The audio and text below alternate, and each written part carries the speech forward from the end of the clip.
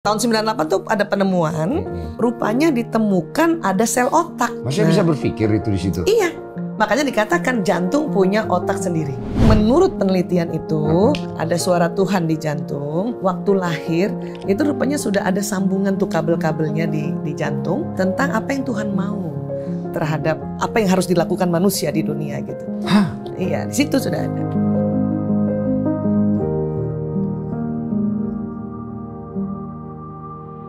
Tepuk tangan dulu untuk kedatangan kembali Bu Dokter. Alhamdulillah. Saya Terima kasih. panggil Dokter Aisyah. Terakhir saya panggil apa ya?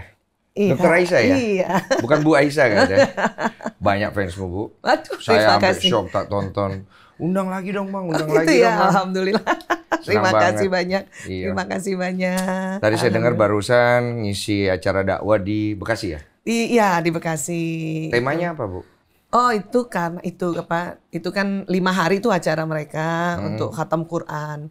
Jadi cerita tentang ilmu gimana. Kalau kita ngaji itu kenapa sih harus ngaji gitu. Oh, ada manfaatnya gitu kalau ngaji gitu secara Iya. maksudnya secara kemanusiaan orang gitu. Iya, secara itu kan kemarin tuh sempat kita ngobrol juga bahwa di jantung itu ada suara Tuhan kan? Oh, Di jantung itu. manusia kan? Iya, Jadi ada iya. saraf yang memang setiap orang dari lahir itu sudah tersambung walaupun tipis. Itu suara Tuhan. Kemudian koneksinya dengan ngaji itu Ya itu. Kalau kita masing-masing umat misalnya dia menekuni kitab sucinya, maka koneksi neuron itu makin menebal. Ya menarik kan? sekali nih. Ini aja diobrolin dulu. Coba jelaskan saya. Iya. Saya suka soalnya kemarin apa? Di Ini jantung, ada ada koneksi neuron, Iya. titik Tuhan, suara Tuhan di titik coba kolbu. dijelasin, Bu. Jadi tuh Ngulang lagi ya, Bu, ya, iya, apa ya, Bu, iya, ya? tahun 98 tuh ada penemuan. Jadi di jantung kita tuh di serambi kanan. Serambi kanan kan. Tunggu, jantung di kiri kan? Iya, jantung kan sini. Sini. Kan dibagi 4 kan? Iya. Pernah belajar biologi kan? Enggak, Bu. pernah tapi bolos mulu, Bu. Kayaknya di kantin nih. Jangan ditembak gitu dong, Bu. Iya kan? Jadi Jadi ada serambi. serambi kanan, serambi kiri, bawahnya bilik kanan, bilik kiri. Ya, Nah, oke. di serambi kanan itu rupanya ditemukan ada sel otak. Yang bolongan itu yang kemarin kita obrolin. Iya, iya. Jadi di otot serambi kanan itu di dekat ada namanya listrik yang untuk bikin jantung dup gitu. Itu juga ada sekumpulan tuh sel otak yang jumlahnya 40.000. Kalau sel otak di otak 100 miliar. Maksudnya bisa berpikir itu di situ? Iya. Makanya dikatakan jantung punya otak sendiri. Oke. Punya otak sendiri. Oke. Bahkan jantung bisa belajar. Jantung bisa merekam apa yang kita lihat, apa yang kita dengar, apa yang kita... Makanya kalau ada orang bilang, ya wajahmu ada di relung sanubariku yang terdalam. Itu maksudnya itu. Itu maksudnya begitu ya? Iya. Oh, jadi apakah ada koneksi ketika kita patah hati, itu suka sakitnya terasa di sini? Ada mungkin ya, Bu ya? Iya. Kan misalnya orang senang sesama seseorang, memorinya nggak hanya di otak. Dia sampai di jantung, sampai di kolbu lah kalau bahasa konsep agama ya. Iya. Walaupun kolbu sering diartikan hati, karena dulu vocabulary-nya belum sampai ke jantung gitu. Iya. Tapi organnya jantung. Dan itu ada penjelasan medis. Iya, iya. Memang baru tahun 98 ditemukan. Oke. Ditemukan dan jadi kalau misalnya ada orang bilang ya walaupun kita tetap sebut hati walaupun ini jantung kan. Iya, dia nyanyi dari hati kan gitu ya. Atau dia ngomong dari hati. Ya, itu berarti sambungan yang ada di jantung tadi itu juga ikut nyala dia, ikut aktif. Makanya kayak ada rasanya Iya, gitu. iya ada rasa gitu. Oke. Ada orang misalnya kenalan sama orang dia hanya simpan memorinya di otak. Cuman tahu aja, oh ini si A gitu. Nggak sampai ke sini. Supaya sampai di sini itu harus dilihat, didengar, diperhatikan, terus sampai kita merasakan dia jalan sampai sini. Jadi berbekas gitu? Iya, lewat sistem saraf. Kan ada sistem saraf nih. Apa yang dari mata, ada dari telinga itu ada sistem saraf. Sistem saraf itu kayak kabel listrik. Dia bisa membawa pesannya itu sampai kita rasakan di sini. Oke, kemudian kalau kita baca kitab suci, Ya, jadi menurut penelitian itu ada suara Tuhan di jantung. Itu ternyata waktu lahir itu rupanya sudah ada sambungan tuh kabel-kabelnya di jantung tentang apa yang Tuhan mau terhadap apa yang harus dilakukan manusia di dunia gitu. Hah? Iya, di situ sudah ada. Nah, tapi kalau kita nggak pernah atau jarang baca kitab suci, dia ketutup sama sambungan baru. Ya, sambungan baru misalnya kita terlalu banyak belajar hal yang lain-lain atau terlalu banyak urusan lain gitu kan nyambung juga kan. Ya, pekerjaan misalnya. Ya, kita jarang buka kitab suci, kita kerja aja. Karena kadang-kadang pekerjaan itu kan kita nggak cuma mikir sampai otak, kita suka ngerasain sampai di sini ya. Nah, dia ada sambungan baru. Jadi sambungan yang pertama sekali tersambung, dia kayak ketumpuk filenya. Tumpuk filenya gitu. Nah, makanya kadang-kadang ya kebaikan itu sebetulnya ada di hati orang masing-masing atau di kolbu orang masing-masing. Cuman kadang-kadang tercover dengan kesibukannya, dengan sambungan baru yang dia dalam kehidupan sehari-hari itu numpuk. Itu yang dimaksud mungkin kita mendengar suara Tuhan kita itu. Iya, itu tadi mendengar suara hati. Suara hati itu karena di situ ada gitu. Iya. Cuma karena terlalu jauh ibaratnya jarang. Iya, jadi dia filenya ketumpuk lama itu. Kalau kondisinya kayak gitu, Bu, kita ingin memperbaiki nih. Bagaimana caranya? Ya itu. Jadi caranya adalah yaitu tenangkan diri, terus sebut-sebut Tuhan. Dia nanti terakses. Tuhan Maha Baik, Tuhan Maha Baik. Iya, Masa begitu aja bisa, Bu? Iya. Tapi apa yang Ibu ngomong saya pernah jalanin dan saya percaya. Nah, itu. Iya. Tapi memang bisa kita dengarkan itu atau istilahnya ya merasakan itu dikala tenang itu tadi. Makanya perintah pertama tenang. Ini lucu juga ya. Tenang. Saya itu dulu sempat ada di fase saya itu merasa saya bertemu Tuhan kan. Terus semenjak saat itu saya tertarik sekali mulai mendengarkan secara audio tentang firman Tuhan. Iya. Jadi saya suka dengar pakai audio. Iya. Nggak terlalu nyimak sih. Tapi pokoknya masuk aja gitu. Iya. Itu mempengaruhi juga, Bu? Iya, dia langsung masuk sistem Sarah. Terus suara Tuhan yang sudah ada di kolbunya Bang Densu, dia terakses kembali. Terakses dia. Pantes hidup gue bercahaya sekarang. Asik, itu. Itu karena minumnya air murni Cleo. Air murni yang diproses dengan teknologi nanofilter, terbebas dari mineral anorganik sehingga rasanya lebih ringan dan segar. Semua kemasan Cleo sudah BPA free sejak 20 tahun yang lalu dan juga sudah diuji secara klinis di laboratorium. Dan kandungan bromatnya jauh di bawah batas maksimal sehingga dipastikan aman. Cleo, murni airnya, segar rasanya. Bu, aku mau lanjut ke ini. Apalagi tadi kan udah jelas tuh. Berarti kan kalau kita ingin memperbaiki, berarti kita harus banyak mendengarkan firman Tuhan. Iya, betul. Baca, apalagi namanya. Ibadah, pokoknya dampak dari beribadah khusus. Ya, misalnya apapun agama, larinya ke situ. Nah, sekarang kita mau obrolin. Tadi kan kita dapat pencerahan di situ. Nah, ini kita pengen dapat pencerahan dari pertanyaan community saya. Karena banyak banget yang ngefans sama Ibu. Dan mereka salam ya. Saya juga nggak enak kalau saya nggak tanyakan. Salah satu ada tadi saya garis bawahin banget. Itu dia bertanya, menurut saya sangat bagus sekali. Jadi pertanyaannya itu adalah bagaimana cara kita tuh seorang anak broken home untuk bisa menemukan, kan dia nggak ada contoh yang baik ya. Iya, betul. Apakah dia perlu ke psikolog? Ya kan dia broken home ini kan keluarganya kan. Tapi kan dia tidak harus menjalani hidup yang broken home juga nanti berkeluarganya gitu. Gimana dia itu membawa dirinya sebagai seorang anak untuk bertumbuh dewasa? Apa dia perlu ke psikolog? Apa dia perlu ini? Bagaimana gitu, Bu?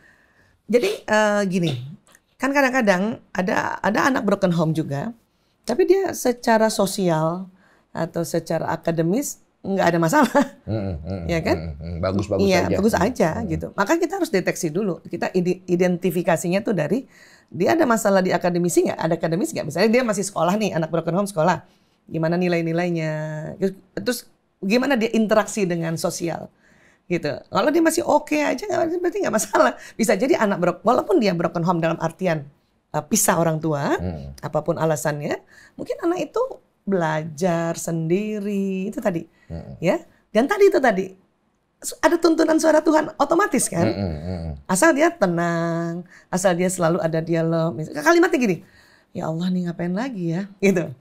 Ya Allah aku lagi sedih banget, ya Tuhan aku lagi sedih banget, ya harus ngapain? Itu nyala sendiri loh Mas. Ini yang bagus nih kalau aku tangkap nih. Bagaimana kalau kayak saya? Saya dulu kan broken home juga istilahnya ya, maksudnya ibu dan mama dan papa berpisah. Tapi saya tumbuh dengan amarah yang agresif ya. Ya itu tadi. Jadi kalau jadi ada dua tadi ya. Kalau misalnya secara sosial, secara apa nggak masalah, berarti oke. Berarti dia tumbuh dengan kondisi gitu ya, aman ya. Tapi itu tadi ada anak broken home juga karena marah tadi ya, marah, terus mulai tuh secara sosial berantem lah. Saya suka berantem. Nah itu tadi ya. ada masalah di sekolah lah, ya orang tua dipanggil melulu lah. Iya, tapi nggak pernah mau datang maksudnya. Nggak mau datang kan? Anak teman sekolah saya buang ke sumur 2 orang soalnya. Ya saya mah apa adanya aja ya. Iya. Nah itu baru berarti ada kemarahan kan pada dia ya. Artinya kan sekarang ada istilah tuh luka pengasuhan masa kecil yang disebutnya wounded inner child. Jadi, tapi macam-macam itu kan bisa sebabnya kan? Iya, bisa sebabnya macam-macam. Bahkan nggak usah broken, orang tua utuh, maksudnya utuh tuh ada bapak, ada ibunya, ya. Bisa aja, karena kan waktu kecil kita itu masih jernih kan memori kita. Seorang ibu atau seorang ayah aja janji sama anaknya, ya nanti sore ayah jemput kamu jam 5 ya, kita siap-siap makan misalnya gitu. Janji ya? Janji ya. Terus gitu ayahnya nggak datang karena mungkin tiba-tiba di kantor harus lembur.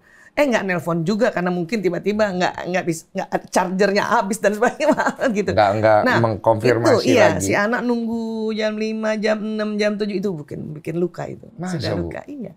Itu kan biasanya anak kan nggak ngomong ya. Ada juga anak yang ngomong, ada juga banyak kan yang enggak kan. Itu dijadiin apa hal itu buat dia? Nah itu tadi kalau dia tumpuk-tumpuk maka nanti akan ada perubahan perilaku kan. Ya ngambek lah, ngunci pintu. Ya itu pada anak yang introvert. Tujuannya? Ya itu tadi, protes. Oh, untuk memberi protes secara... Iya, protes, cuma nggak bisa ngomong kan. Oh, tidak ngomong. Nggak bisa ngomong kan, jadi dia langsung menyakiti dirinya sendiri, itu sering kayak gitu juga. Atau menyakiti orang lain. Iya. Bisa? Iya, itu karena watak. Kalau ada ekstrovertnya, udah deh itu yang keluar rumah itu tadi. Yang petantang-petenteng tadi. Berarti gitu. Cukup harus jeli juga ngelihatnya Bu ya? Iya. Jadi memang orang tua kan harus jeli nih. Kenapa anak saya ya? Cuman kadang-kadang kan keluarga broken kan pasti pisah. Pasti single parents. Pasti seorang ibu jadi double lagi ya. Ibu ya bapak. Makanya dia akhirnya karena kerja nggak ada waktu untuk mengamati dan sebagainya, itu tumpuk-tumpuk jadinya. Tumpuk-tumpuk. Padahal anak sudah protes, sengaja itu supaya ibunya datang ke sekolah supaya misalnya dia dengar bahwa gurunya menyampaikan ini. Karena memang beberapa penyimpangan anak-anak, salah satu alasannya adalah karena marah sama orang tua, gitu. Untuk dia mau kasih warning bahwa saya marah sama kamu, cuma nggak bisa ngomong gitu. Kalau kondisi kayak begitu, bagaimana ya Bu solusi? Kita ambil untuk si anak nih, anak ini lagi nonton. Bagaimana solusi buat dia Bu? Ya itu, dia harus cari satu orang yang dia anggap punya otoritas baik gitu ya. Apa nih otoritas baik? Kadang misalnya gini, ada anak dia nggak mau langsung pergi ke tenaga ahli, ke psikolog, psikiater nggak mau, karena kan belum lagi terbiasa itu. Tapi dia punya paman misalnya, punya bibi atau punya tante, atau mungkin ibu temennya. Iya boleh. Itu boleh nggak apa-apa. Karena dia anggap orang tua ini punya itu namanya figur otoritas namanya, ya figur yang lebih di atas dia, tapi bisa diajak ngobrol. Kan itu sebetulnya. Untuk bisa bantu bimbing dia. Iya. Atau ke guru. Ustadz bisa juga. Iya bisa aja gitu. Pendeta ya. Iya. Macam-macam. Iya. Karena kan sebetulnya pemulihan itu sebetulnya adalah dengan dia cerita, sharing. Itu salah satu bentuk cara pemulihan. Iya, sharing. Dia cerita aja. Apalagi perempuan. Perempuan tuh harus ngomong aja, walaupun gak usah dikasih solusi, ngomong aja. Iya paham kalau itu. Gitu kan? Iya. Jadi, walaupun capek juga ku dengar ya, tapi ya kita harus ngerti kan Bu ya. Karena buat perempuan tuh ngomong aja, itu nanti baru langsung dia langsung mikir, oh ya ini gitu. Bu, aku mau nanya Bu, ini kalau perempuan itu suka ngomong itu sebenarnya yang dicari, ya satu memang didengarkan. Iya, satu didengarkan. Tapi kalau buat kebutuhan dia sendiri, selain didengarkan itu apa sih Bu? Apakah itu cara dia berpikir? Jadi kalau ada masalah, perempuan itu muter-muter masalahnya di otak sampai dia harus ngomong. Iya kan dia ngomong nih? Iya ngomong. Waktu dia ngomong, ayah tadi aku begini. Terus di dalam omongan itu tiba-tiba dapat solusi. Oh dia kayak apa ya? Kayak dengan solusi. Dengan ngomong ini dia kayak membedah masalahnya. Iya. Dia memetakan masalah. Masalah. Iya. Sehingga dia makanya pas waktu suaminya ngasih solusi nggak dipakai solusi suami. Iya cukup didengarkan. Iya. Karena kata dia, gue udah tahu. Kata perempuan. Tapi kalau misalnya si laki-laki, dia bisa tahu nggak kalau laki-laki itu ada di situ, ya seolah-olah mendengarkan, tapi tidak mendengarkan, perempuan bisa tahu. Tergantung, kalau dia sedang memang stres banget, dia masa bodoh deh. Lo sampai kayak gitu sudah. Lo mau dengerin enggak, pokoknya gue mau ngomong. Oh iya. Serius Bu? Iya. Oh jadi kita laki ya udah ya duduk Iya, aja situ udah ya. diam aja ngangguk-ngangguk sedikit walaupun nggak ngerti. Ya apa? Gua lagi. Iya.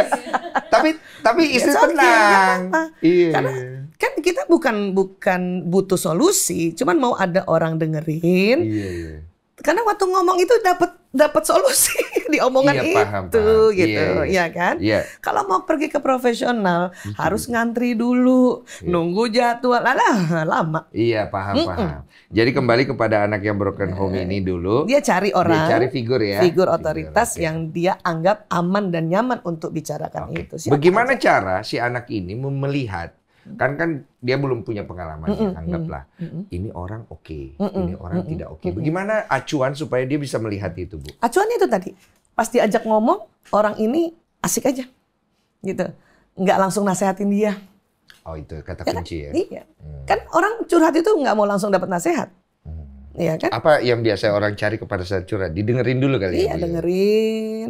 Nah waktu dengerin itu kan otomatis emosi dia kan otak emosi kan di tengah tuh, di tengah di dalam sini, Bagian tengah. Terus kepalan tangan masing-masing tuh otak emosi. Segini. Heeh. Oke. Jadi kalau kita waktu kecil, awas lo itu bukan mau nonjok, ini otak emosi gue.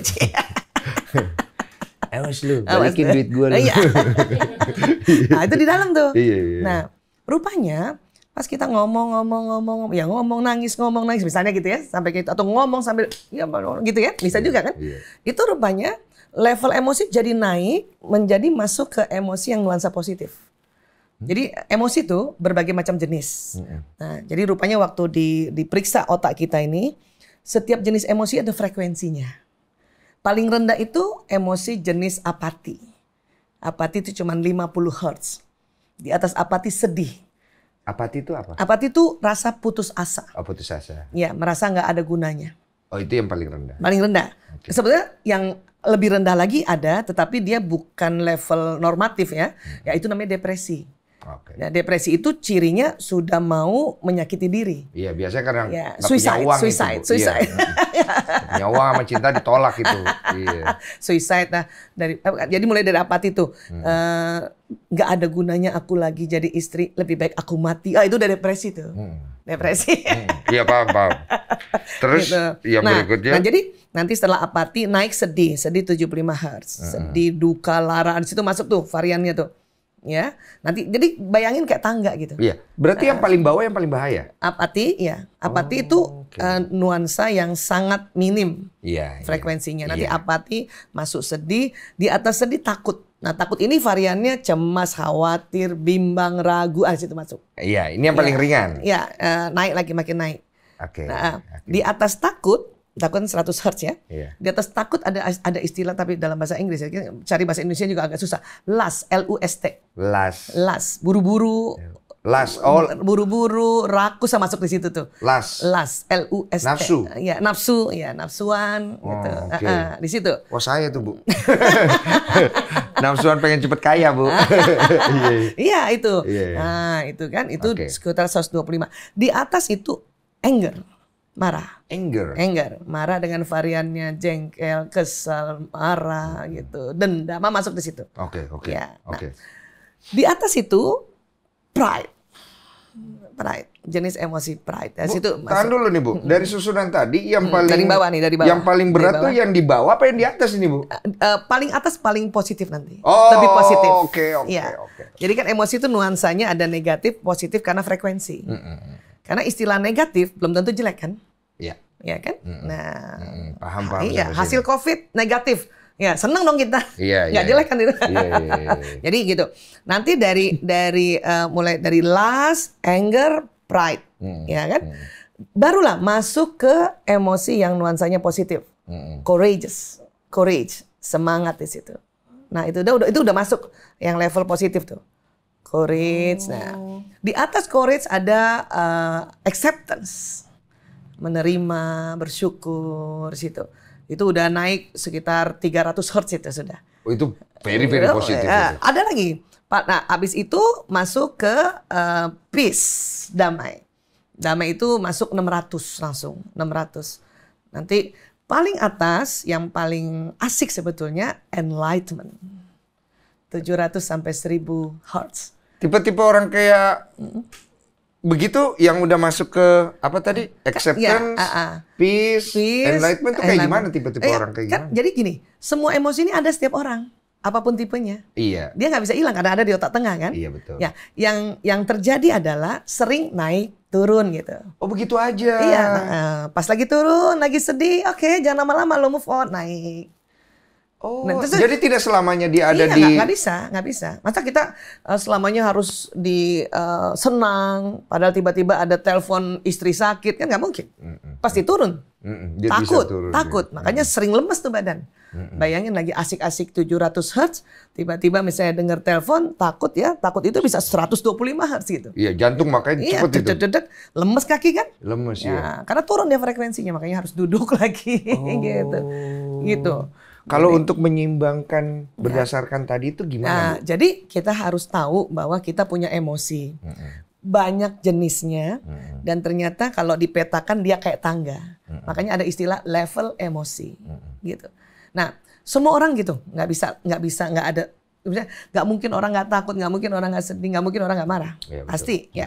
Hanya kalau mau beruntung hidupnya ya, dikala turun cepet-cepet naik ke atas. Nah, untuk naik ke atas itulah banyak cara. Ya, curhat kah, ya nangis kah, ya mungkin masih ada juga cara. Nangis juga salah nangis satunya. juga termasuk ya. Apalagi nangis sedih bisa nangis, takut bisa nangis, marah bisa nangis. Jadi kalau misalnya kita punya pasangan cewek buat cowok gitu, kalau istrinya lagi nangis itu dia lagi berusaha untuk menaikkan level emosi. Oh, kita dengerin aja. Releasing, jangan dimarahin, jangan ditinggal gitu ya. Iya, kadang-kadang kan bapak-bapak kan merasa aduh Dina nangis nih. Mesti ngapain nih? Iya, panik kan? Bingung. Panik. Malah nasihatnya jangan nangis. Waduh. Jangan nangis kan? Malah berhenti dia levelnya nanti. Misalnya lagi sedih. Iya, paham. Dia nangis nih. Iya. Terus jadi gini, dari level sedih mau ke acceptance, dia akan naik lewati tangga-tangga ini. Makanya di situ ada perasaan kita kayak nano-nano. Ya, misalnya lagi sedih, orang suruh kita menerima, harus ikhlas misalnya gitu ya. Tapi kok jadi tambah kesel, tambah takut, tambah marah kan gitu. Karena dia naik dulu. Naik. Jadi seorang sedih, biarkan dulu nangis nih, nangis. Nah, dia nggak langsung habis nangis gembira, nggak bisa. Dari sedih, habis nangis, dia masuk ke level takut. Jadi langsung ada perasaan, ya udah sedih nih, udah nangis. Tapi jadi aku takut ya gitu. Ya udah ngobrol aja lagi. Berarti belum selesai tuh releasing ya istilahnya releasing. Belum selesai. Ya udah dia mau nangis lagi atau mau ngomong lagi, ngomong gitu. Nah, terus dia naik ke level last tadi, mau buru-buru. Ya, cepetan lo bisa nggak sih cariin kerja gue gitu misalnya. Iya, buru-buru cari solusi. Iya, karena sedih barangkali dia di PHK, ya kan? Nangislah dia. Malah takut nggak dapat pekerjaan. Terusin aja nangis. Habis nangis malah buru-buru. Solusi buru-buru. Iya, mau buru-buru ya. Nah, habis buru-buru ya marah. Ya, bisa jadi nggak sesuai apa yang dia mau. Iya. Misalnya dia tanya sama temennya, "Lo ada kerjaan nggak sih?" "Ada nih, ya, jaga warung." Emang gua kira siapa itu? Berarti udah naik levelnya marah. Oh iya, marah dulu nih. ke pride. Oke. Terusin aja dikit lagi sampai tuh ke level courageous. Ke level atas. Jadi ikutin aja. Iya, makanya kalau ada orang curhat, biarin aja.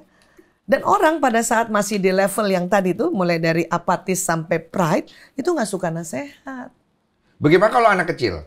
Misalnya kita ibu, bapak, anak kita nangis ya.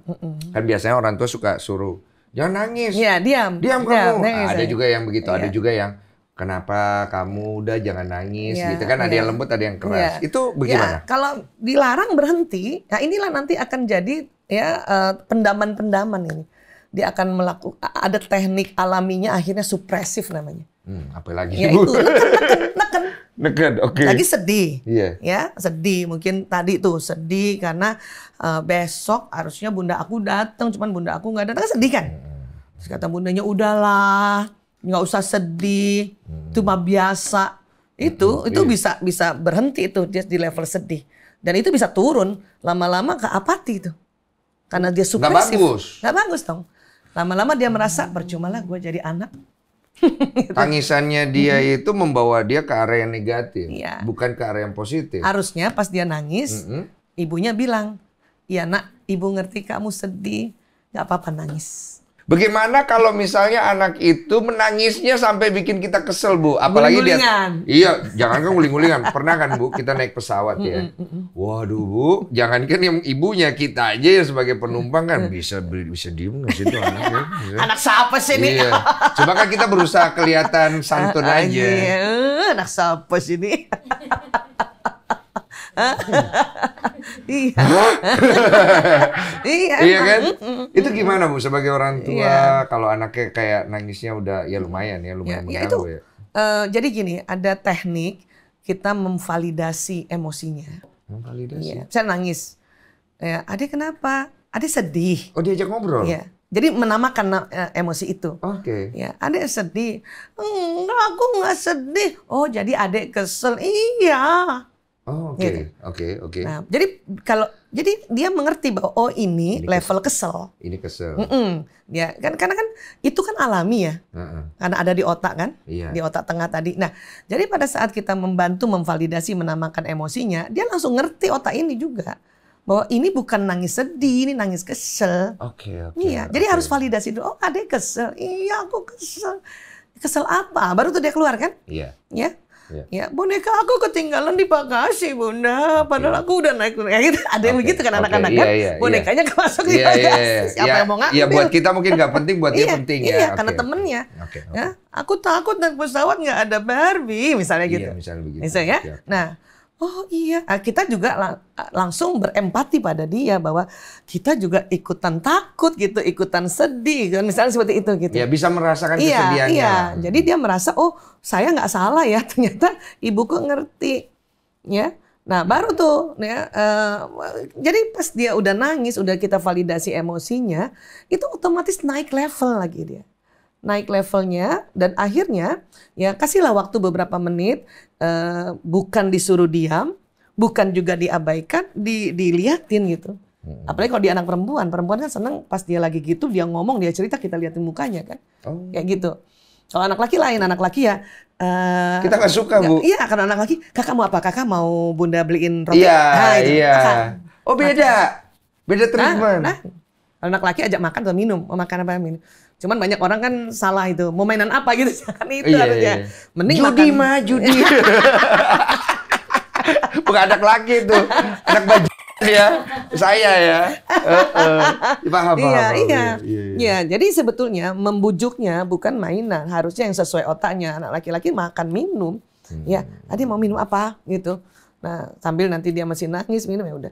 Jadi kita spare waktu kadang 10 menit, 15 menit supaya dia naik level emosinya sampai misalnya acceptance tadi, menerima kondisi gitu. Baru kasih nasihat gitu. Oke. Paham sampai sini. Kalau marah gimana? Marah tuh sebetulnya ada tuh anak begitu. Marah tuh tangganya sebetulnya lebih dekat ke acceptance. Kan iya kan tadi. Levelnya gitu. Jadi marah, sombong, courageous sudah. Oke. Makanya banyak orang habis marah ketawa, itu karena tangganya deket. Iya, rilis ya. Iya, habis marah, habis di atas marah kan sombong. Iya. Di atas sombong kan semangat, udah masuk positif tuh. Ketawa dia. Iya, udah. Sebelahnya yang nangis biasanya. Iya kan dia. Benar dong ya. Ya kan zaman dulu kan habis nangis ketawa gitu kan. Ini kebetulan ada anaknya kan ya. Ibu pernah marah ya? Ibu habis marah dia tenang ya. Lu yang nangis kan?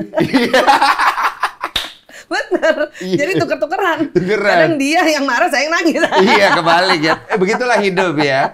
Coba bagaimana menyikapinya kalau dia marah, kan udah deket nih ke positif. Bagaimana nyikapinya? Ya udah, validasi lagi. Misalnya ada anak kakak marah. Ya, misalnya Mas Lanang marah. Iya, harusnya nggak boleh kayak gitu dong, Bu. Emang pada nggak tahu gue siapa? Berarti udah naik kan di atas? Sudah naik ke level pride. Ya, nah itu juga nggak boleh berhentikan. Banyak orang tua memberhentikan, jangan sombong. Iya. Kalau kita berhentikan bilang dengan jangan sombong, itu bisa berhenti atau tambah turun, marah lagi. Padahal sebetulnya sudah mau masuk ke level positif. Oke, paham. Ya. Biarin aja dulu. Iya, biarin aja. Walaupun gemes juga nih, mulut kan pengen bilang lo belagu banget sih lo gitu. Gitu. Nah, soalnya dia mau ke sana, kita jadi ke bawah ini, Bu. Iya kan? Kalau dari tangga emosi itu kita ke bawah ya kan? Iya, ini belagu banget sih lo. Kok gue jadi yang emosi, gue tengok ya. Iya kan? Iya. Nah, karena kan emosi itu nular sih. Iya, nular. dia nular. Iya, vibrasinya kenceng. Ya makanya kan berhati-hatilah dengan bergaul di sekitarmu kan. Iya, itulah makanya kita kalau kita udah ngerti level tuh enak. Enak, level tuh enak. Jadi misalnya mau mendampingi istri kah, suami atau anak atau teman udah tahu tuh, oh ini lagi marah. Dan saya tuh kalau ada klien sudah di level marah, dalam hati apa? Dikit lagi. Oh, karena ngerti. Dikit lagi. 2 tangga lagi udah oke, dia masuk positif. Udah bentar lagi bisa gue nasehatin nih. Kalau udah masuk ke level positif. Jangan dinasihatin dulu ya. Iya. Wah, ketahuan dong senjata saya di sini.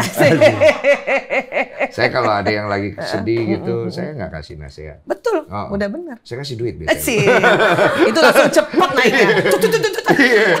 Uang ya, karena Itu uang segala solusi ya. Fast treatment. Iya.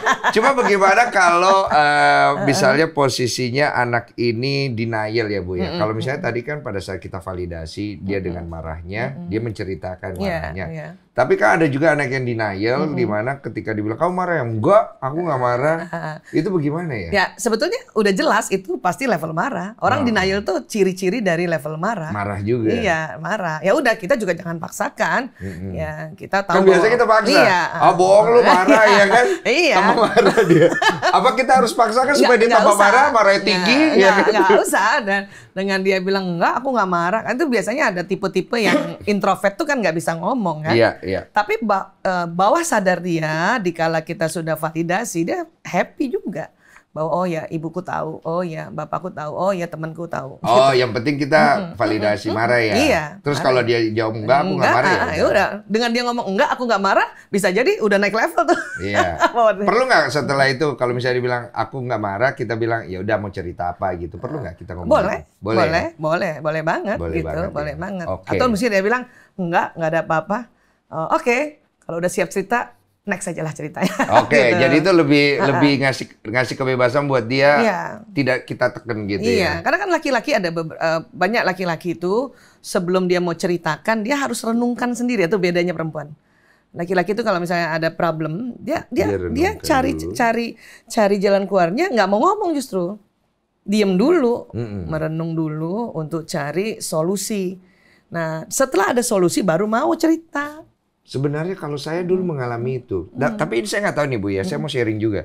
Saya ngerasa itu kurang bagus, memperlambat prosesnya sendiri. Karena sebenarnya lebih bagus kita tukar pikiran, itu mempercepat proses. Sekarang saya jadinya suka lebih tukar pikiran kalau lagi ada masalah. Dulu saya renungkan, ini nggak saya sharing aja. Jadi saya ini agak gelisah nih, begini saya cerita gitu. Cuman untuk ngelakuin itu sebagai laki, buang pride. Iya. Iya kan? Iya kan? pasti. Buang pride kan? Ya, aslinya kan begitu. Iya. Aslinya direnungkan dulu. Paling nggak punya alternatif solusi baru mau cerita. Karena bawah sadar laki-laki tetap pengen dilihat sebagai orang yang bisa punya solusi. Pride kan kita bicaranya. Yeah. Tapi sebenarnya baiknya gimana Bu? Kalau sebagai laki-laki untuk bertumbuh menjadi lebih baik, apakah dia harus bertahan dengan metode itu atau dia boleh pakai metode udah sharing aja? Mungkin kombinasi ya. Kombinasi ya. Tergantung permasalahannya. Kombinasi tergantung lagi memperebutkan apa ya gitu ya. Iya. Oke. Kalau masalahnya sangat pribadi atau masalah kantor yang kita pikir kalau kita sharing malah memperberat si pasangan Oke. Tergantung, cuman aslinya memang gitu. Yang Mas Densu awal-awal itu. Iya, itu nature-nya kan. Nature-nya. Iya. Walaupun semua bisa dipelajari kan. Iya. Kan sekarang kan diharapkan para suami atau laki-laki kan belajar berkomunikasi. Yang itu sebenarnya susah. Iya sih. Buat alaminya nature-nya laki-laki. Iya susah Bu. Susah. Kita tuh berapa kata doang Iya, kan? stok kata-kata. Otak bicara laki-laki cuma di otak kiri, bagian belakang. Iya, cuma kalau sesama teman laki-laki banyak kosakata kita. Iya. Forbes-nya tuh banyak ya kan? Betis tanjakan, kepala panci, ya kan? Ada aja. Tapi kalau walaupun sebetulnya waktu ngobrol sama laki-laki itu nggak langsung merepet sebetulnya. Beberapa diem dulu. Iya. Kayak ada bluetoothnya gitu loh. Iya. Gitu. Iya. Coba kalau kita perempuan sama perempuan ngomong, topik bisa berganti-ganti dan tidak tersesat. Tidak tersesat iya. Kenapa ya? Iya. Otak tengah kita tebel soalnya. Jadi habis ngomong rumah politik, tiba-tiba ngomong pasar, tiba-tiba ngomong apapun itu, nyambung. Bisa gitu. Iya. Unik sih emang kehidupan ini. Ini ada pertanyaan, Bu.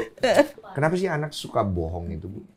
Pasti dia punya pengalaman sebelumnya pada saat berkata jujur, ya nggak lancar urusannya. Oh, jadi oh. Iya kan? Misalnya nih, dia jujur, Bun, aku mau beli mainan. Misalnya gitu kan? Bun, aku masih mau main, ya kan? Tapi dimarahin kan? Iya, kamu beli-beli mainan kamu. Iya. Pak, kita ini nggak ada uang gitu kan? Iya kan? Banyak banget. Nah, itu akhirnya suatu ketika dia mencoba juga sebuah strategi baru dengan berkata lain atau dia memanipulasi, malah berhasil, gitu. Ya, misalnya sebetulnya dia mau beli mainan, tapi dia bilang uangnya buat mau fotokopi, mau ada sumbangan sekolah, dan berhasil. Oke, paham aku. Berhasil. Iya. Nah, udah dia punya pemikiran bahwa ibu saya suka diginiin. Oh, ini saya pernah teliti nih, Bu. Jadi saya waktu itu jadi lucu nih, Bu ya. Aku juga sharing, siapa tahu punya pengalaman. Jadi saya ngelihat ada keluarga, anaknya ini pinter. Masih kecil, tapi menurut saya pinter. Kenapa? Setiap kali dia ingin sesuatu, dia menggunakan satu kondisi di mana dia menangis guling-guling. Nah, itu termasuk manipulasi. Untuk mendapatkan apa yang dimau. Dan kebetulan mama papanya langsung lemah. Iya. Bahkan dia bisa membuat mama papanya punya planning untuk liburan bareng tanpa membawa dia, itu cancel. Gara-gara dia melakukan. Dia bisa itu. Iya. Berarti pinter kan? Iya, dia punya pengalaman kan. Tapi itu nggak pakai logik, itu dia pasti pakai apa ya? Insting kayaknya. Iya, bahwa sebetulnya kan gini, otak itu kan dari lahir itu udah bisa logikanya main. Logika apa ya kalau istilahnya? Analisa, iya. Main, analisa itu emang otak kiri kanan kan begitu. Ya kan? Jangan pikir dia nggak tahu nih. Iya. Terus ada ilmuwan menemukan ada 30% namanya neuron cermin. Neuron cermin atau sel otak yang bercermin gitu. Jadi dia hanya ngamatin seseorang, bisa belajar dari situ. Gitu. Misalnya tuh tadi, makanya dia sebetulnya dia mungkin tidak berniat buruk untuk dia tantrum kayak tadi gitu ya, atau dia ngamuk, tapi dia bercermin pada suatu ketika itu misalnya ya dia tidak nangis, ibunya malah susah dibujuk.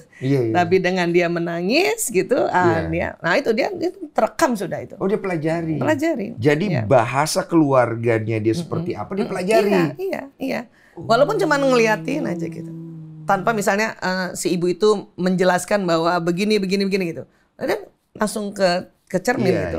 Iya. Nah, itu kan makanya kan ya kalau di dalam ilmu-ilmu parenting kan keteladanan itu pentingnya karena itulah. Iya, buah jatuh tidak jauh dari pohonnya. Iya. Hal-hal seperti itu. Nah, bagaimana nih Bu kalau misalnya kita mengatasi ini supaya jangan terbawa sampai dewasa gitu ya. Misalnya anak kita nih udah ketahuan bohong nih, kan. Gimana kita mesti nyikapinnya? Ya rubah strategi sebetulnya.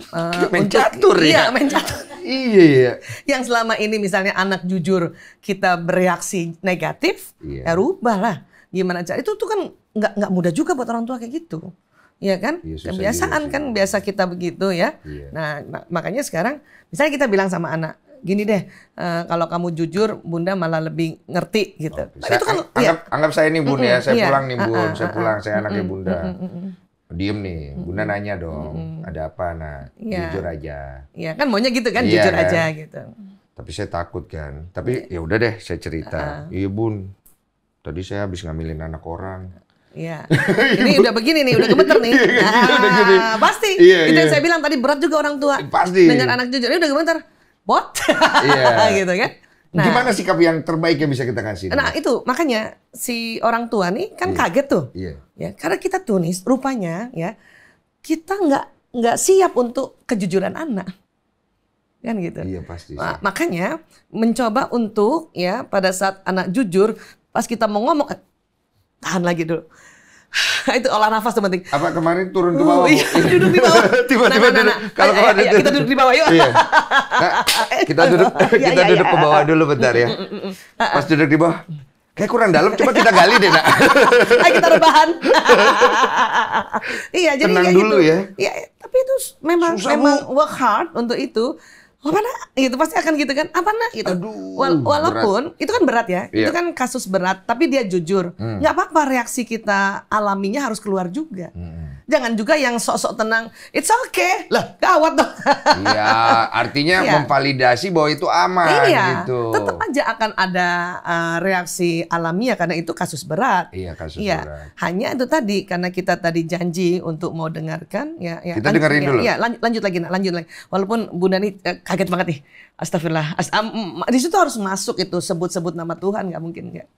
Oke. Berarti kita juga harus bisa menunjukkan kalau kita lebih dewasa secara emosi kepada anak Iya, kita iya. ketika dia menghadapi Iya. masalah. Anak-anak itu kan sebetulnya dia bukan mencari orang tua super mom atau super dad. Iya, Bukan. iya. Dia ingin mencari orang tua yang apabila dia juga ada masalah, orang tua itu bisa mengatasinya dan gampang dipelajarinya gitu. Oke. Iya. Bisa memberikan contoh yang istilahnya bukan menambah negatif emosi. Iya, bukan nambah beban dia. Karena ada anak tuh sering bilang sama ibunya, aku nggak sanggup loh jadi bunda kayak gitu. Bunda hebat banget. Aku nggak sanggup. Waduh, bahaya dong itu. Bahaya itu. Iya. Harusnya kita jadi ibu, memang misalnya ya, ada masalah kita kan. Kita bilang sama anak, bunda juga lagi sedih nih. Oh, berarti kita sama merasakan. Iya. Kita sama-sama menyatakan level emosi kita gitu. Iya. Makanya tadi misalnya kasus kayak tadi, ya Allah, nah, astagfirullahaladzim. Ya Allah, bunda kaget banget ya, astagfirullah. Itu Iya, boleh nggak apa-apa. iya. Nah, tapi dia tahu bahwa dikala dia kaget, si bundanya menyebut nama Allah, itu cara Iya. untuk handle emosinya itu. Gitu. Iya, oh. Gitu, iya. Oke, Terus anak kan pasti juga Lucu. antara berani lanjutin apa enggak, cuman karena dia lihat ibunya ada teknik untuk manajemen emosinya, dia lanjut cerita. Ya. Oke. Iya, iya. Dia cerita lanjut, kita dengerin dulu. Iya, dengerin walaupun tadi nggak apa-apa sambil ya Allah nak, astagfirullah ya Allah nak, ya Allah. Kalau itu kasusnya berat, paham. kasusnya berat kan? Nah, setelah dia udah cerita nih, Bu, iya. alangkah baiknya apa? Apakah kita stop dulu di situ, nanti baru ngobrol lagi, atau saat itu juga kita langsung cari solusi? Tergantung. Ada orang tua yang watak ekstrovert itu langsung nggak bisa ini dia. Iya. Pasti dia panggil bapaknya itu. Iya. Iya, tapi lihat juga kalau bapaknya galak mah. Pusing juga tuh. Makanya biasanya ibu-ibu yang ekstrovert juga, terus jadi kamu maunya gimana ini gitu. Iya. Maunya gimana ini? Ya, Iya. anak kalau udah bilang terserah bunda, atau misalnya dia lebih bijak lagi, aku mau kok tanggung jawab. Kalau bunda mau kawinin aku, misalnya kalau kasus kayak tadi ya. Iya. Ya itu kan butuh juga kita kalimat-kalimat dari anak walaupun mungkin dia masih muda, tapi dia juga sudah punya knowledge bahwa kalau dia berbuat harus bertanggung jawab, itu laki-laki. Iya, tapi bagaimana kalau anaknya ternyata mau melarikan diri ya, Bu ya? Kan Nah. ada juga orang tua terlalu sayang anak sampai hal yang salah dia bela. Iya. Bagaimana? Nah, ya ini udah di sinilah yang bahayanya kan. Iya. Siapa anaknya, nak? Coba panggil. Kita cari dukun. Iya. Malah kesannya mendukung kesalahan anak gitu kan. Iya, itu yang nanti di knowledge-nya anak, di akalnya anak itu tersimpan memori bahwa oh, kalau ada kayak gini ya jalan keluarnya kayak gini. Kacau kan, tambah kacau. Oh, jadi ketika seorang anak itu mendapat masalah, orang tua ini akan menjadi cermin buat dia. Iya dong, iya. Bagaimana dia menyikapi masalah yang terjadi Iya. di dirinya, Iya. apalagi menyangkut si orang tua ini. Betul. Jadi dia mengambil itu sebagai guidance-nya, the next-nya gitu. Anggap nih Bu ya, saya punya anak ini Bu. Kemudian anak saya ini mendapat masalah, pasti melibatkan saya sebagai orang tua. Terus anak saya melihat bagaimana saya menyikapi nih. Itu akan menjadi guidance-nya dia. Iya. Oh. Guidance dia ambil itu. Apalagi ada neuron cermin tuh. Oh, Iya, kayak apa ya ayah saya? Saya tuh selalu berpikir, saya sering cerita sama anak-anak saya gini. Saya kalau punya anak, misalnya dia bikin salah gitu, jangan harap saya bela. Nggak akan pernah gitu. Anggap saya public. Ada darah Makassar ya. Iya kan? Apalagi saya public figure, misalnya anak saya mungkin anggaplah dia nabrak orang ya, amit-amit ya Bu ya. Iya, Amit-amit. Misalnya ya. Terus kemudian di situ dia melarikan diri ya Bu ya. Tahu-tahu akhirnya masuk media. Terus saya ditanya dong. Saya akan bersikap dengan pasti jelas banget. Polisi selidiki. Kalau anak saya salah, bikin masuk di dalam. Dia belajar. Tapi saya juga akan bicara sama anak saya. Karena dia tetap akan anak saya. Iya. Anak saya harus tanggung jawab tapi dia juga harus tahu bagaimana cara tanggung jawab. Ini saya ngomong kayak gini nih di media nih misalnya. Anak saya itu melihat itu. Iya dong. Dan dia akan mengambil apa dari situ, Bu? Ada beberapa respon juga misalnya. Iya. Karena kalau dia ketakutan, dia akan menganggap ayahnya tega banget ya bokap gue gitu. Iya. Karena memang level takut gitu. Iya, pasti kalau dilihat kan ya. Iya. Dia rasakan tega banget ya bokap gue. Iya, Tapi di sisi lain tadi karena kita memberikan solusi, apalagi kalau solusinya tuh kita diam dulu sebentar, tenang dulu untuk tadi dengar apa suara Tuhan di kolbu kita. Nah, karena kita mengambil solusi berdasarkan suara kolbu kita, maka si anak juga pada saat nanti dia marah awalnya karena merasa bahwa ayahnya jahat banget ya gitu. Tapi pada saat dia lagi tenang, dia akan ngomong, kolbunya juga akan ngomong. Sebenarnya bokap gue bener juga. Oke. Kayak ada kalimat sering kayak gitu. Kalau saya setelah ngomong nih Bu, saya pulang, saya panggil. Jadi Papa tadi habis ditanya, Papa bilang begini, saya tahu pasti terkesan jahat, tapi Papa bukan tujuan untuk bikin kamu menderita. Tapi Papa ingin kau belajar. Karena tanpa hukuman tidak ada pelajaran. Supaya kamu efek jerahnya. Betul, supaya kamu ngerti. Supaya kamu tahu bahwa ada yang namanya kehormatan di dalam keluarga. Papa tahu berat. Papa temanin. Tapi hadapin ya. Kira-kira bagus gak? Keren. Oh, wih. Keren. Udah boleh punya anak? Yes, amin. Setelah ini langsung Allah kasih nih. Amin ya Allah. Makasih Bu doanya ya. Karena itu tadi ngomong kayak gini seorang ayah yang memang misalnya itu kejadian itu juga nggak mudah. Iya berat. Iya. Apalagi kalau berat untuk dua-dua. Iya dua-duanya berat. Apa yang mungkin pengalaman kita dulu itu mana ada yang ngomong begitu. Dan tergantung dari background kan, background. Ini ada pertanyaan agak seram ya Bu ya. Aduh serem banget. Bu katanya Bu Aisyah, logika apa yang dimiliki seorang anak yang membunuh orang tuanya? Apa penyebabnya katanya? Kalau di dunia adiksi narkoba tuh ada yang begitu. Ada? Iya, tapi dia melakukan itu karena under drugs tadi. Jadi pola pikirnya itu kacau karena dia sudah, karena kan orang pakai narkoba kan withdrawal, sakau kan? Iya, ada zat kan? Iya, ada zat, sakit badannya. Itu karena supaya mau ngambil dompet ibunya. Dia misalnya ibunya ketahuan ya, dia malu juga apa semua karena dia udah kesakitan badan, itu bisa bunuh-bunuhan itu. Ya. Itu under zat ya. Under zat. Nah, tapi ada kan yang nggak under drugs. Kalau ada yang bukan under zat, berarti dia ada masalah di mentalnya apa gitu. Jadi dia ada kelainan mental sebelumnya. Iya dong, karena kan secara kewajaran atau secara fitrah ya anak tahu itu ibunya, maka dia nggak akan ada sampai ke situ titiknya, levelnya, marah sampai actionnya membunuh. Ya. Tapi kalau sampai ada, berarti sebelum-sebelumnya tuh, ya, jadi ada dua, ada faktor genetiknya, dia ada namanya kepribadian, ya, psikopat barangkali. Itu ada itu. Ada. Atau juga kepribadian sosiopat dan sebagainya gitu. Dan kedua, bisa jadi dia menganggap ibunya ini selama dia kecil itu mungkin suka dipukul kah, dicubit kah, dimarahin. Jadi dia bertumpuk kekesalannya, kemarahannya, lukanya itu terlalu banyak. Ya, itu yang akhirnya antara kepribadian psikopatnya dia dengan pengalaman bahwa memang ibunya nggak kelihatan bijaksana, nggak ada. Maka kalau dia marah, nah itu berpadu tuh antara isi otaknya dengan otak emosi tadi marah, ya. Dan kalau misalnya sudah ada mungkin setan lah untuk ikutan campur, nah udah, ya dia mudah, dia ambil mungkin awalnya mungkin mau jadi macam-macam sebelumnya, hanya menggertakkan mungkin bisa, akhirnya kebablasan. Ada yang memang itu kan artinya kecelakaan berarti kan, sebetulnya dia hanya ingin gertak ibunya, ya, tapi akhirnya kebablasan. Tapi ada juga yang under planning kan. Ya, dia planning memang. Ya, itu yang sudah. Tapi one in the billion juga ya, maksudnya bukan tidak setiap anak memiliki hal seperti ini. Ya? Aslinya nggak gitu, anak ini nggak gitu. Ya, karena anak lebih baik, gua kabur. Iya, Mending gitu. banyak kan lebih memilih tidak melakukan tindakan agresif Iya, kan. iya, dia nggak fight tapi dia flight aja, dia lari, oh emak gue kan Iya, gitu. iya paham.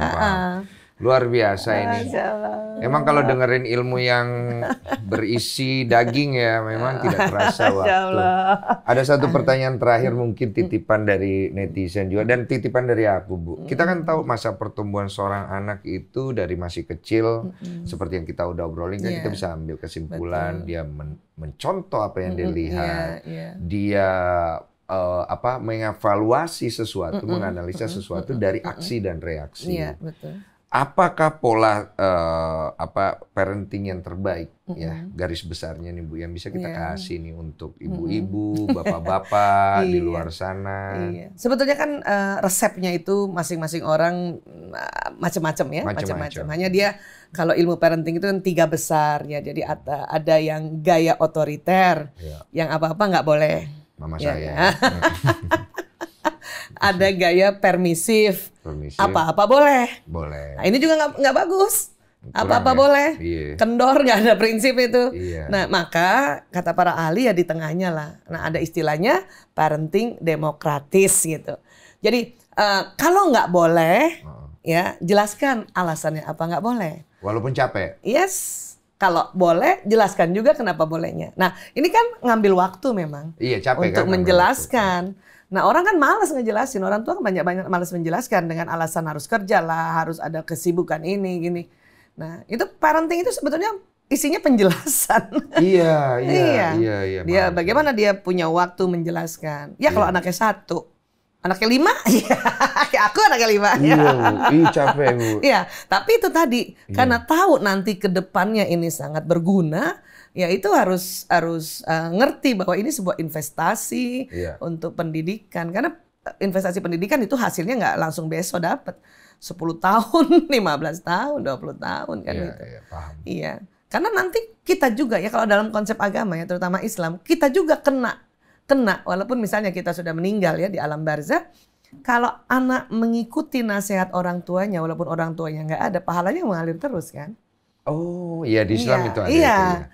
Tapi kalau misalnya anak juga melakukan kesalahan yang ternyata karena kita tidak sempat ngajarin dia atau mungkin dia melakukan kesalahan karena kemarahan pada kita kena dampaknya itu. Jadi hubungan si anak dan si orang tua ini, ayah ibu masih terus. Itulah makanya kita melihatnya bahwa oh ya saya masih ada kontribusi nih dan masih juga berdampak sampai kapanpun gitu. Supaya kita semangat ngajarin anak. Iya. Ngejelasin. Jadi intinya kalau mau punya anak itu harus siap capek. Yes. Itu satu itu kalau saya siap tangkap memberikan waktu. Iya. Siap capek gitu. Capek ngobrol gitu. Tapi itu tadi akhirnya karena hasilnya jadinya oke, ya udah nggak ada kata capek tuh udah dibayar. Iya, tapi jangan cuma pengen hasil yang bagus kan, artinya suatu yang bagus itu dihasilkan dari suatu yang diulang-ulang. Ya, dengan repetisi, suatu yang baik ya, yang benar gitu, sehingga itu yang membutuhkan banyak sekali kesabaran ya. Makanya walaupun itu. nanti tuh dalam membimbing mendidik anak nggak cuma orang tua sendiri, karena ada satu waktu harus melibatkan orang lain kan. Iya sih. Makanya ada istilah tuh ya waktu itu sempat kita bicara. Pokoknya anak 0 hari sampai 6 tahun apa kata ayah ibuku. Di situ tuh nasihat ayah ibu 0 hari itu dari hari, pas dia lahir ya. Bayi itu kan kita udah bisa ngomong sama bayi itu apa segala 0 sampai 6 tahun. Ntar saya mau ngomong apa supaya bayi. Iya. Makanya kalau anak TK tuh, coba kalau dengar anak TK ngobrol. Kata ibu aku, kata ayah aku. Iya. Karena acuannya itu. Nah, 7 tahun sampai 12 tahun, apa kata bapak ibu guruku? Makanya ngajarin anak SD, itu ngeyel tuh. Kata guru aku nggak gitu bunda salah. Kata guru aku. Iya, biasanya bapaknya malah ngomong gini, apaan? Enggak. Orang gue yang bayar dia. Masa udah dia kan udah gitu. Padahal sebetulnya itu kesempatan. Ya, gimana caranya kita cari sekolah yang gurunya di usia SD itu bisa diajak kerjasama. Titip pesan sama guru dong. Titip. Nanti 13 ini sampai sekitar 20 tahun ya, apa kata teman-temanku? Oh begitu susunannya. Iya, makanya kita anak-anak remaja itu kita kalau bisa akrab sama temennya. Supaya kita titip pesan sama temennya. Iya. Ya, nanti kamu kasih tahu dia ya gitu. Ini sembari gue refleksi sama diri sendiri nih Bu. Ini semua yang nonton juga pasti lagi refleksi. Umur segitu gue lagi ngapain ya? Dengerin siapa gitu. Itu tuh otomatis. Nah, nanti 20 tahun sampai 30-an itu atau 35, apa kata aku? Apa kata saya? Oke. Dari situlah pas mahasiswa tuh anak-anak kan usia-usia mahasiswa. Idealisme, menurut aku macam. Bun, menurut aku kan itu. Makanya kita harus cari juga tahu nih anak kuliah nggak boleh tempat perguruan tinggi yang terlalu sekuler. Sekuler itu apa ya? Sekuler itu yang antara apa yang dipelajari tidak dihubungkan dengan agama. Itu susah nanti. Oh iya. Sekuler, dia nggak mau ada tatanan-tatanan agama di situ. Oh gawat dong itu nanti. Karena nanti menurut akunya itu terlalu liberal nanti. Iya. Tapi nanti tenang aja, di atas 35 tahun, apa kata Tuhan? Kembali. Ini satu Bu, ada satu. Apa tuh? Kalau obrolan ini kita adakan, bulan Ramadan.